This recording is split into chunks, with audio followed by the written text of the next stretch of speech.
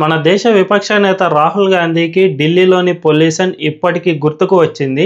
నిజానికి ఢిల్లీ నగరాన్ని కాంగ్రెస్ పార్టీ 3 సార్లు పరిపాలించింది. అంతేకాకుండా ఆ తర్వాత అరవింద్ కేజ్రీవాల్ దాదాపు 12 ఏళ్ళు పరిపాలించాడు. అయితే ఈ కాలంలో ఎప్పుడూ కూడా వీళ్లకు ఢిల్లీలోని పొల్యూషన్ మచ్చుకైనా గుర్తుకు రాలేదు.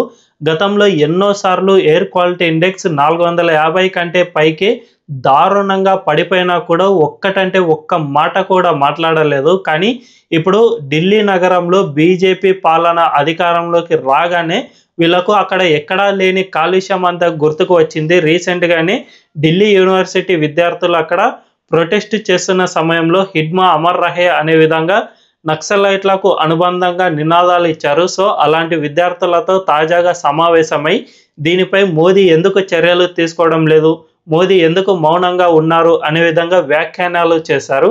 నిజానికి ఢిల్లీ కాలుష్యానికి ప్రధాన కారణమైన పంజాబ్లోని స్టబుల్ బర్నింగ్ను రాహుల్ గాంధీ ఎందుకు ప్రశ్నించడం లేదు, అక్కడ ఆమ్ ఆద్మీ పార్టీ అధికారంలో ఉన్నందుకే కదా అనే విషయాన్ని ఆయనే గుర్తుపెట్టుకోవాల్సిన అవసరం ఎంతైనా ఉంది.